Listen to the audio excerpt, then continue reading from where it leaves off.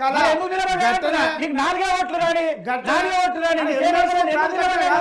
అంటే ఎమ్మెల్సీ అంటే రాజకీయం కదా. ఎమ్మెల్సీ అనేది మాకు ప్రాతిపదికన కాదు, ఏందన్నట్టు మా అధిష్టానం అదేందన్నట్టు పోతున్నాము. అంటే మీకు వాళ్ళతో పని లేదా? వాళ్ళ ఓట్లు మీరు పరిగణించారా? వాళ్ళ ఓట్లు పరిగణించారా? ఒక్క నిమిషం పశుపతి గారు, మీరు దోస్తీలు అంటున్నారు, కాదు దోస్తీ ఇస్తే జాంతనే కుస్తీ అంటున్నారు. సరే, ఏదైనా కూడా లోపాయికార ఒప్పందాలు ఉన్నాయా, నిజంగా దోస్తీలు ఉన్నాయా, రేపు బయటకు వస్తాయి, ఇవన్నీ మీ అనాలిసిస్ ప్రకారం నిజంగా ఏ పార్టీతో అంటగాగుతోంది, ఇవన్నీ కూడా బయటకు విమర్శలా, ప్రజల్ని డైవర్ట్ చేస్తున్నారా, లేదా నిజంగానే పార్టీలో లోపాయికార ఒప్పందాలు ఉన్నాయా? యోయో వీక్షకులకు, ప్యానల్ మిత్రులకు గుడ్ ఈవినింగ్. మీరు ఒక మంచి ప్రశ్న అడిగింది, ఏంటంటే ఎవరికి ఎవరు దోస్తులు. అయితే వీళ్ళు కాంగ్రెస్ బీజేపీ అంటారు, కాంగ్రెస్ బీఆర్ఎస్ అంటారు, బీఆర్ఎస్ బీజేపీ అంటారు కదా. నేను వీళ్ళు ముగ్గురు ఒకటే అంటా. ఓకే, ఎందుకు అంటే ఇది ఒక పెద్ద ప్రశ్న జరగాలి, మీ వీక్షకులు కూడా అందరూ చూడాలి. ఎందుకంటే గతంలో స్వయాన ప్రధానమంత్రి మోడీ గారు కాళేశ్వరం అనేది ఏటీఎం లాగా ఉంది బీఆర్ఎస్ ప్రభుత్వానికి అని అన్నప్పుడు, కేంద్రంలో ఉన్నటువంటి అధికార పార్టీ వాళ్ళ అవినీతిని నియంత్రించలేదు, వాళ్ళ అవినీతిని కోర్టుకు ఈడ్చలేదు. అదేవిధంగా అప్పుడు ఉన్నటువంటి ఎమ్మెల్యే కొనుగోలు ఫామ్ హౌస్ వ్యవస్థ నడిచినప్పుడు బీఆర్ఎస్ ప్రభుత్వం ఏం చేసింది, సిట్టు పెట్టు అని అన్నారు, అప్పుడు సిబిఐకి ఇవ్వలేదు. ఇప్పుడు కూడా నేను ఇదే ఛానల్లో మీ టీవీ రివ్యూ చూడండి, నేను ఇదే ఫోన్ ట్యాపింగ్ విషయంలో nothing is going to happen అని నేను స్వయంగా చెప్పినాను. అది ఇవాళ అదే జరుగుతుంది. కాంగ్రెస్ ప్రభుత్వం వచ్చిన తర్వాత ఏమైందండి, ఆ రోజు కనుక చిట్టా తీస్తే, ఫోన్ ట్యాపింగ్ చిట్టా తీస్తే రేవంత్ రెడ్డి గారి చిట్టా కూడా బయటపడుతుంది అంటున్నారు. అందుకని ఆయన తీయరు. అంటే ఇప్పుడు ఎవరిని కాపాడుతున్నారు? కేంద్ర స్థాయిలో 1,00,000 కోట్ల రూపాయలు, 50,000 కోట్ల రూపాయలు అవినీతి జరిగింది అన్నప్పుడు బీజేపీ వాళ్ళు చేయలేదు. బండి సంజయ్ గారు చాలా అగ్రెసివ్గా మాట్లాడినప్పుడు బండి సంజయ్ గారు కూడా ఇనిషియేటివ్ ఏం తీసుకోలేదు. అదేవిధంగా వీళ్ళు బీఆర్ఎస్కు ఆయన ముడ్డి మీద డ్రాయర్ వీకేస్తా లేకపోతే అది వీకేస్తా అని అనరాని మాటలు అన్నటువంటి రేవంత్ రెడ్డి గారు కేసీఆర్ని ఏం చేస్తున్నాడు? ఏం చేయట్లేదు కదా, ఏం చేయలేకపోతున్నారు కదా. అంటే దొంగలు ఊరు పంచుకునే కార్యక్రమం, ఆ సామెత ఉత్తగం రాలే నీ తెలంగాణలో. అందుకనే వీళ్ళు ముగ్గురు ఒకటే అంటున్నాను. ఇప్పుడు ప్రేమ్ చెప్పినట్టుగా ఎక్కడ కూడా కలిసినట్లేరు, ఆ సోదరుడు చెప్పినట్టుగా, మారయ్య గారు చెప్పినట్టుగా కాంగ్రెస్ బీజేపీ ఎక్కడా లేదు. మరి ఏమవుతుంది? కంక్లూజన్ ఏమైంది అంటే ప్రజలను పిచ్చోళ్ళు చేస్తున్నారు.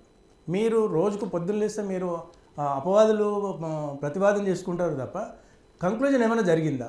అవినీతి కాళేశ్వరం మీద ఈ ప్రభుత్వం ఏర్పడింది, ఇవాళ ఆ అవినీతి కేసు అట్లనే ఉంది. నెక్స్ట్ ఫోన్ ట్యాపింగ్ మీద అన్నారు, ఆ కేసు అట్లాగే ఉంది. నెక్స్ట్ హైడ్రా అన్నారు, ఆ కేసు అట్లనే ఉంది. అంటే ఏది కూడా ఆ చిక్కుముడి వదలనివ్వరు. వీళ్ళు నిండా మునిగిపోయేటప్పుడు ఏ పార్టీ కూడా, రేపు కాంగ్రెసా బీజేపీ బీఆర్ఎసా, వాళ్ళు నిండా మునిగిపోయేటప్పుడు మాత్రం ఇంకొని గుంజుకొని పోతారు. అప్పటి వరకు వీళ్ళు ఎప్పుడు కూడా వీళ్ళందరూ రాజకీయ శత్రువులు ఓన్లీ మైక్ల ముందే, ఓన్లీ ప్రజల ముందే ఉంటారు తప్ప వాళ్ళు స్వయంగా మునిగిపోయే రోజు వీళ్ళే కాపాడతారు. ఇప్పుడు మీరు చరిత్ర తీయండి, అంటే రాజకీయ నాయకులే నేర చరిత్ర అంటారు, రాజకీయ నాయకులే 100 కోట్లు 1000 కోట్ల రూపాయలు సంపాదిస్తారంటారు, రాజకీయ నాయకులే ఆర్థిక వ్యవస్థను కుదేలు చేస్తారంటారు. మరి ఏ రాష్ట్రంలో, అంటే 29 రాష్ట్రాలు ఉన్నాయి, ఎంతమంది సెంట్రల్ మినిస్టరు కేసులు పోయినరు, ఎంతమంది మంత్రులు లోపలికి పోయినరు, ఎంతమంది ముఖ్యమంత్రులు లోపలికి పోయినరు, ఎంతమంది మాజీ ముఖ్యమంత్రులు లోపలికి పోయినరు, మనం అనలైజ్ చేసుకోవచ్చు. అందుకే ప్రజలకు కూడా నేను ఏం చెప్తున్నా అంటే, వీళ్ళంతా వాళ్ళ అవసరం కొద్దీ, వాళ్ళ ఈక్వేషన్స్ కొద్దీ వాళ్ళు పబ్బం గడుపుకుంటారు తప్ప ప్రజలకు ఏదో ఒక అంటే చిత్తశుద్ధితో సేవ చేయాలి, చిత్తశుద్ధితో ఒక నిర్దిష్టమైనటువంటి ప్రణాళికతో ప్రభుత్వం నడిపించాలనేది ఎవరికి కూడా లేదు. కాస్తకొస్తే ఇప్పుడు తెలంగాణ రాష్ట్రంలో ఏం బెనిఫిట్ అవుతుందంటే బీజేపీకి, వీళ్ళను ప్రతిపక్ష పార్టీలు ప్రశ్నించలేని పరిస్థితి వీళ్ళకు ఒక సేఫ్ గేమ్ అయింది. ఎందుకంటే మాకు అధికారం లేదు, మేము తప్పులు చేయలేదు. ఎస్, వాస్తవానికి కూడా అది బీజేపీ పార్టీకి క్లారిటీ ఉంది. ఎందుకంటే గతంలో చేసినటువంటి తప్పులు మేము లేవు, గతంలో చేసినటువంటి మేలు లేదు. అంటే కేంద్రంలో ఉన్నటువంటి పరిస్థితుల్లో ఇప్పుడు ఇప్పుడు రేవంత్ రెడ్డి గారు విషయం తీసుకుందాం. రేవంత్ రెడ్డి గారు ఏమన్నాడు, ఇవాళ తిరుపతి అన్న బయటకు వచ్చిండు, భుజంగరావు బయటకు వచ్చిండు, ఇంకో ఎల్ఐ బయటకు వచ్చిండు, మళ్ళీ బయటకు వచ్చిండు, అందరూ వచ్చారు. ఓ 10 నెలలు జైల్లో ఉన్నారు. మరి అది ఎందుకు ఇప్పుడు వీళ్ళు ఛాలెంజ్ చేస్తున్నారు? అదే కిషన్ రెడ్డి గారు ఏమన్నారు, కిషన్ రెడ్డి గారు మేము హైకోర్టులో అప్పీల్ చేసినాము, హైకోర్టులో మేము అప్పీల్ చేసినాము, ఇది కేసు విచారణ జరపాలని. మరి రాష్ట్ర ప్రభుత్వానికి ఆ చిత్తశుద్ధి ఎందుకు లేదు? దాని ప్రయారిటీ బేస్ తీసుకున్నారు కదా. ఇప్పుడు వాళ్ళ కేసీఆర్ఏ లోపలికి పోతుండు, కేటీఆర్ఏ లోపలికి పోతుండు, స్వయాన ఆయనే మానిటరింగ్ చేస్తుండు అన్నప్పుడు దాన్ని ఫాస్ట్ ట్రాక్ చేయొచ్చు కదా, మరి చేయరు. అంటే వాళ్ళకి దిగితే నేను ఆ రోజు చెప్పినా మళ్ళీ ఈ రోజు చెప్తున్నా మళ్ళీ చెప్తా ఎప్పుడన్నా, ఆ ఫోన్ ట్యాపింగ్ కనుక డేటా తీస్తే కాంగ్రెస్ ఉన్న వాళ్ళు సగం నిండా మునుగుతారు. ఎందుకంటే కేసీఆర్ గారు అట అవులాగాడు పిచ్చోడు కాదు. ఎందుకంటే అందరి డేటా అందులో పెడతాడు. నీ డేటా తీసినప్పుడు నేను మునుగుతున్నప్పుడు నేను కూడా మునుగుదాము. అందులో కొంతమంది బీజేపీ గతంలో ఉండి పార్టీ ఎదుగుదలకు అవరోధంగా ఉన్నటువంటి వ్యక్తులు కూడా ఉన్నారు. ఇవాళ ఎవరేమి శుద్ధపూసలు ఏం కాదు, ఎవరేమి అంత క్లారిటీ కడిగిన ముత్యంలాగా మాటలు మాట్లాడుకోవడం తప్ప అది డేటా తీసిన రోజు తెలుస్తుంది. అదే ఇప్పుడు సోదరుడు అంటాడు, కాంగ్రెస్ సోదరుడు, బీఆర్ఎస్ సోదరుడు అంటాడు, మాకు మా వ్యూహాలు ఉన్నాయి. ఆ వ్యూహం ఏందో అడుగుతున్నారు కదా, ఆ వ్యూహం ఉంది కరెక్టే, ఆ వ్యూహం ఏంటిది ఎందుకు అని అడుగుతున్నారు. బీజేపీ వాళ్ళు అడుగుతున్నారు, కాంగ్రెస్ వాళ్ళు అంటారు. ఇప్పుడు అదే ఏమంటున్నాడు కాంగ్రెస్ సోదరుడు, మేము ఎప్పుడు శత్రువులు, మేము ఎందుకు వీక్నెస్ ఉన్న వాళ్ళని మేము ఎందుకు పోటీ చేస్తాం, మేము ఎందుకు ఇస్తాం అంటే, మీరు తీయండి ఎంఐఎం పార్టీ చేసినటువంటి కాంగ్రెస్ ప్రాతినిధ్యం వహించినటువంటి ఎమ్మెల్యేల జాబితా తీయండి.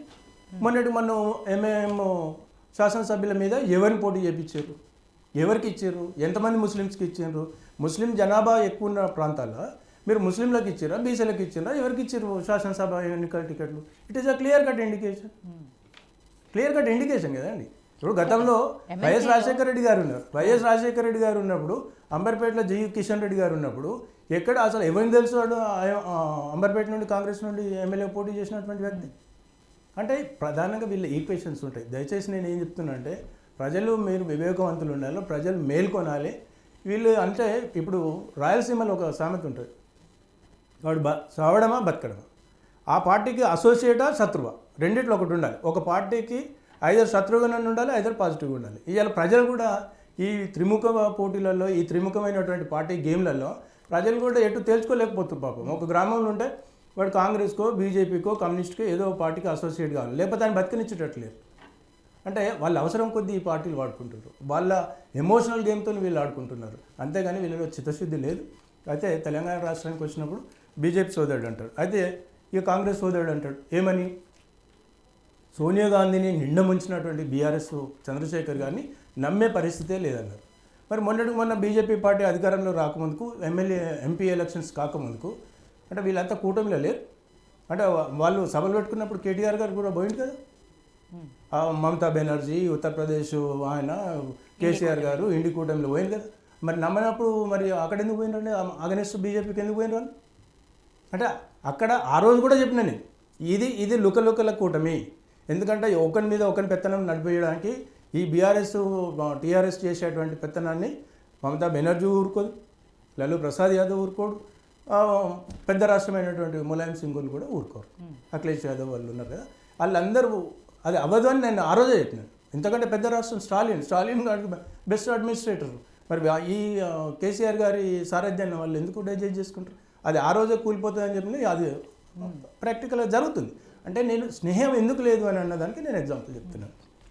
అదే ఎలక్షన్లు 3 జరుగుతున్నాయి ప్రస్తుతం మన దగ్గర. I'm coming to that. ఇప్పుడు కాంగ్రెస్ సిద్ధాంతాలు మా భావజాలం వేరు, సిద్ధాంతాలు వేరు అన్నారు. అసలు కమ్యూనిస్టులు ఎవరి మీద పోటీ చేసిండ్రండి?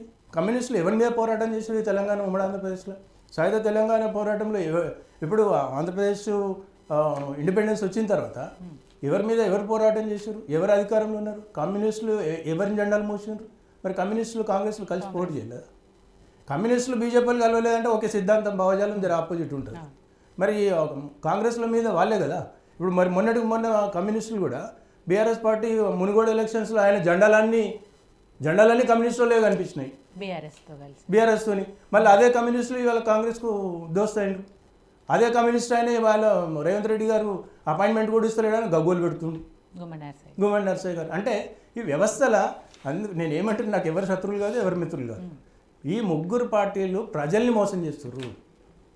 కొంత సేఫ్ గేమ్ ఎప్పటికీ వీళ్ళకి అడ్వాంటేజ్ ఏమవుతుందంటే, రేపు శాసనసభ ఎన్నికల్లో అధికారంలోకి వస్తారా, రేపు శాసనసభ ఎన్నికలు జరిగేంత వరకు వీళ్ళు బీజేపీ వాళ్ళు కొంత సేఫ్ గేమ్ ఉంటారు.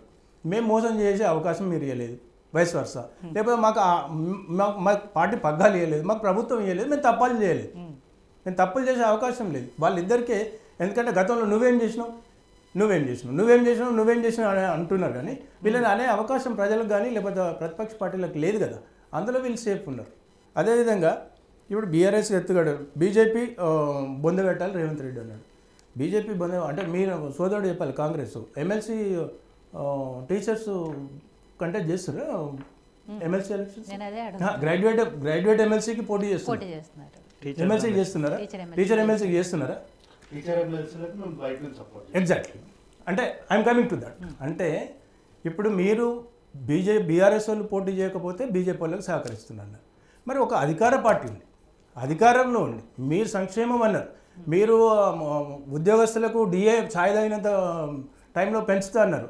అంటే మీరు కూడా వాలంటరీగా డిసైడ్ అయిపోయినా అంటే బీజేపీకి మీరు కూడా తొత్త, అంటే బీఆర్ఎస్ వాళ్ళు తొత్త అయినప్పుడు కాంగ్రెస్ వాళ్ళు కూడా తొత్త కదా. ఒక్క నిమిషం ప్లీజ్, నేనేమంటున్నా నేను ఐఎమ్ కమింగ్. నేను మిమ్మల్ని బదనాం చేసినప్పుడు మరి మీరు కూడా ఒక అంటే 50-50 పంచుకున్నారా బీజేపీ వాళ్ళు? మీరు అంటే ఈ వ్యవస్థ ఎంత దుర్మార్గమైనటువంటి పరిస్థితులు ఉందో మేధావులు కూడా ఆలోచించాలి. అంటే ఉద్యోగస్తులు, పట్టభద్రులు, గ్రాడ్యుయేట్స్ సమాజంలో మార్పు చేయాలి అనుకునేటువంటి వాళ్ళు ఆ సోదరుడు ఏమంటాడు, మా వ్యూహం మాకుంది, మేము ఎప్పుడు చేయాలో ఎప్పుడు చేయొద్దు అన్నారు. ఈ సోదరుడు ఏమన్నాడు, వాళ్ళని పరిగణలోకి తీసుకోరా, మీరు ఆ ఎన్నికల్లో మీకు అవసరమా లేదా, మీరు ఏం చెప్పదలుచుకుంటారు అని అంటుండ్రు. అధికార పార్టీ ఏం చేస్తున్నది అంటే ఇవాళ వీళ్లకు అంటే నిరుద్యోగులు మేధావులు ఉద్యోగస్తులు మీరు మా ప్రజాస్వామ్యంలో మా ప్రభుత్వం ఏర్పడడానికి మా ప్రభుత్వం కూలిపోవడానికి మీరు నథింగ్ అనే ఇండికేట్ చేస్తారు కదా. ఇలా ప్రజాస్వామ్యంలో అంటే మీ ఎలక్షన్సే లేవు అన్నప్పుడు, మేము పోటీ చేయమన్నప్పుడు ఇక ఆ యూనియన్ సంఘాలు ఎక్కడికి వెళ్ళి వస్తాయి, రేవంత్ రెడ్డి గారిని ఎక్కడ డిమాండ్ చేస్తారు, ఎందుకు ఈయన బెండ్ అవుతాడు, అవసరమే లేదు కదా. అంటే జీరో ఎంత స్మార్ట్గా జీరో చేసింది చూడండి. ఇప్పుడు లేకపోతే ఉద్యోగ సంఘాలు వస్తాయి కదా, ఉద్యోగ సంఘాలు వచ్చేసి రేవంత్ రెడ్డి గారిని కొన్ని డిమాండ్స్ అంటారు, సార్ మీరు వచ్చి అనౌన్స్ చేయాలంటారు, అవసరమే లేదు కదా. ఇక గ్రాడ్యుయేట్స్ పోరగాళ్ళని ఎట్లుంటారు, కొంచెం యువకులు ఏదైనా మోసం చేయొచ్చు. జర టీచర్స్ వాళ్ళంటే జర ఆలోచిస్తారు కదా, వాళ్ళకి మెచ్యూరిటీ లెవెల్ ఎక్కువ ఉంటుంది కదా. వీళ్ళ ఆవేశంలో కొంతవరకు నమ్మడానికి ఛాన్సెస్ ఉంటాయి. అంటే పార్టీ కోసం మాకు వీళ్ళు ఇది చేస్తారు వాళ్ళు అది చేస్తారు అని నమ్మడానికి ఒక అవకాశం ఉంది. అంటే మీరు అవాండం వేసేటప్పుడు మీరు కూడా అంటే వీళ్ళు ముగ్గురు ఈక్వేషన్స్ ఉన్నట్ట లేనట్ట. ఇప్పుడు అంటే ఇప్పుడు వాళ్ళ కేసులు వీళ్ళు సేవ్ చేయాలన్నప్పుడు మరి మీ కేసులు కూడా ఓటుకు నోటు కేసు మరి మీకు మీ సేవ్ కోసం కూడా ఒక ఎమ్మెల్సీ గిఫ్ట్ ఇచ్చిండ్రా. అంటే ఇది వ్యవస్థలో ప్రధానంగా నిరుద్యోగులు కానివ్వండి విద్యావంతులు వీళ్ళందరూ ఆలోచించాలి. మీలాంటి మీడియా ప్రధానమైనటువంటి భూమిక పోషించాలి. ఇంకా అదేవిధంగా గ్రాడ్యుయేట్ ఎలక్షన్స్ కోసం అంటున్నారు. అసలు ఈ గ్రాడ్యుయేట్స్ ఎలక్షన్స్ పోటీ చేసే నైతిక బాధ్యత ఈ మూడు పార్టీలకు లేదని నేను అంటాను. ఎందుకంటే మీరు అందరూ రేవంత్ రెడ్డి లాంటి వాడు ఒక విద్యార్థి సంఘం నుండి వస్తాడు, కేసీఆర్ గారు విద్యార్థి సంఘం నుండి వస్తాడు, గత ముఖ్యమంత్రులు విద్యార్థి సంఘం నుండి వస్తారు. ఇలా విద్యార్థి సంఘంలో ప్రశ్నించే తత్వాన్ని పొందబెట్టారు కదా. మీరు ఎవరి కోసం రిప్రజెంట్ చేస్తారు, ఎందుకు మీరు మీ రిప్రజెంటేషన్ ఎందుకు అని అడుగుతున్నానండి. విద్యార్థి సంఘాలలో ఎందుకు ఎన్నికలు లేవు, యూనివర్సిటీ విశ్వవిద్యాలయాలలో ఎందుకు ఎన్నికలు బహిష్కరించారు అంటే ప్రశ్నించే తత్వాన్ని అడుగు తొక్కాలి, మీరు పాలన చేయాలి, వాళ్ళ విద్యార్థుల యొక్క ఆలోచన విధానాన్ని వాళ్ళ ఎమోషన్ని మీరు చేయాలని కదా. మరి ఎందుకో చేయరు? ఇలా కాంగ్రెస్ ప్రభుత్వం చేయొచ్చు కదా. గత ప్రభుత్వం విద్యార్థుల మనోభావాలతోనే విద్యార్థుల ఆవేశంతోనే కదా తెలంగాణ ఉద్యమం ఉవ్వెత్తున ఎగిసింది. మరి విద్యార్థి సంఘాలు ఎందుకు పెట్టారు అంటే మీ అవసరాలకు వాడుకుంటారు, వాళ్ళని మాత్రం లీడర్లను కావద్దు. ఆ లీడర్ ఎవడన్నా అయితే బుక్ వేస్తే బిస్కెట్ వేస్తే మీ చుట్టూ తిరిగేటోడు కావాలి. ఇది వాళ్ళ నేపథ్యం. అంటే ఈ మూడు పార్టీల గురించి వీళ్ళ యొక్క చిత్తశుద్ధి ఎందుకు లేదని అడుగుతున్నాను నేను. కార్తిక్ గారు, బీఆర్ఎస్ పార్టీ ఎమ్మెల్సీ ఎలక్షన్లో 3 చోట్ల కూడా పోటీ చేయకపోతే వాళ్ళకి అభ్యర్థులు లేరు, లేకపోతే ఓడిపోతామనే భయం ఉంది, అందుకే చేస్తలేరు, లేదు బీజేపీకి మద్దతు ఇవ్వడానికి చేస్తలేరు, ఇవాళ రకరకాలుగా మాట్లాడుతున్నారు. మరి 3 చోట్ల మీరెందుకు ఒక చోటతో ఆగిపోయారు, మిగిలిన 2 చోట్ల మీరెందుకు పోటీ చేయట్లేదు? అక్కడ మీకు అభ్యర్థులు లేరా? అధికార పార్టీ అయి ఉండి మీరు పోటీ చేయకపోవడానికి కారణాలు ఏంటి? ఇప్పటివరకు పశుపతి గారు అన్నట్టు దాంట్లో ఏమైనా ఉన్నాయా? మీరు కూడా ఓటు కేసు ఒక గిఫ్ట్ ఇచ్చిరా మేడం? అయితే సార్ పెద్దలు వారిపైన నాకు అపారమైనటువంటి గౌరవం ఉంది. అయితే